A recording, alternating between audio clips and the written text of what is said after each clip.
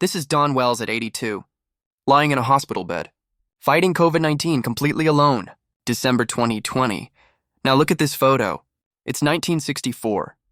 She's 26 years old, wearing gingham shorts and pigtails, smiling as Mary Ann Summers on that deserted island. America's girl next door, every man's dream, every woman's ideal. So how did we get from that bright, joyful face to this heartbreaking ending? What happened to Mary Ann? The answer will crush you. Reno, Nevada, October 18th, 1938. Dawn Alberta Wells is born into comfort. Her father runs a construction business, her mother stays home. They have stability, love, and money. From the start, Dawn is ambitious and graceful. At 18, she enters the Miss Nevada pageant, not for fame or fortune, but to find her voice and platform. She wins. 1959, Miss Nevada competing at the Miss America pageant in Atlantic City.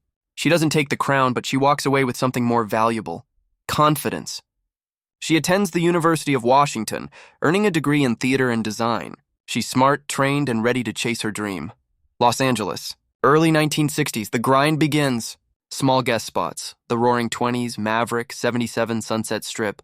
Blink and you'd miss her. Hollywood was overflowing with beautiful young actresses, but Dawn had a spark. Then came 1964.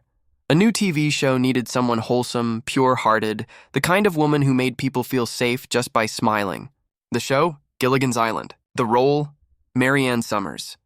That one audition changed her life. Look at this photo from the pilot. She isn't pretending to be kind. She is kind. Audiences fell in love instantly. The show ran for 3 seasons, 98 episodes, and became a global phenomenon. Everyone had their favorite, Ginger or Mary Ann, and for most, the answer was easy. But here's the part you never hear about.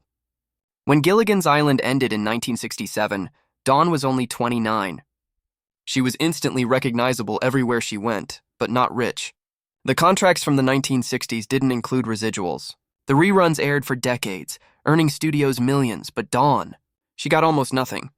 Just memories and fame without fortune. Still, she didn't stop working. Theater productions, made-for-TV movies, small roles in films like The Town That Dreaded Sundown and Return to Boggy Creek. She signed autographs, met fans, and always showed up with grace. People called her Mary Ann for 40 years, and she never once corrected them with bitterness. In her later years, she taught acting, mentored students, and created a company called Wishing Wells, designing adaptive clothing for people with disabilities. It wasn't for money, it was about kindness.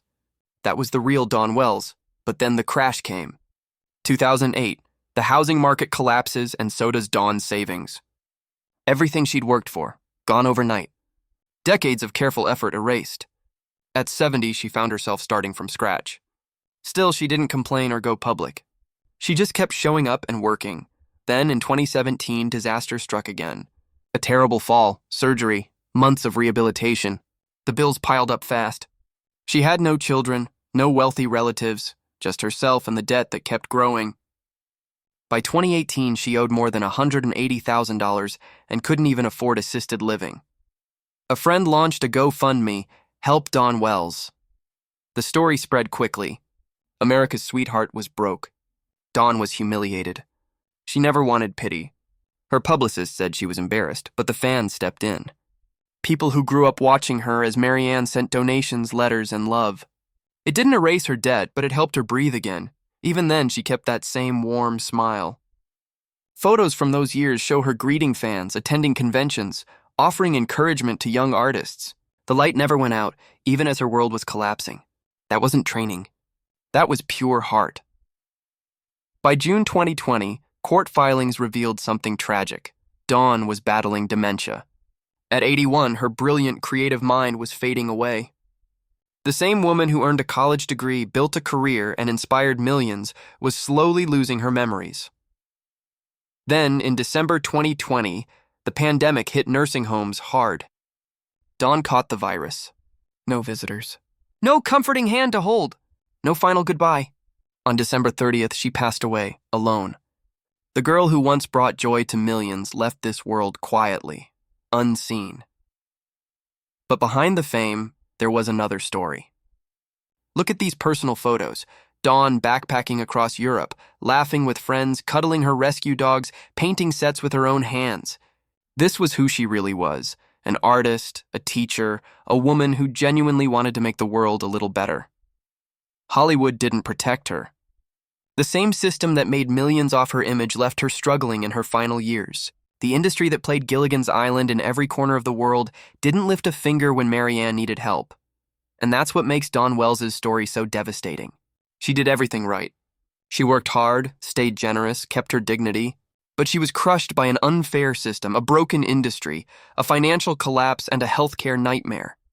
In the end, even a pandemic took her too soon. Look again at these two images. Marianne, radiant at 26, and Dawn, frail at 82.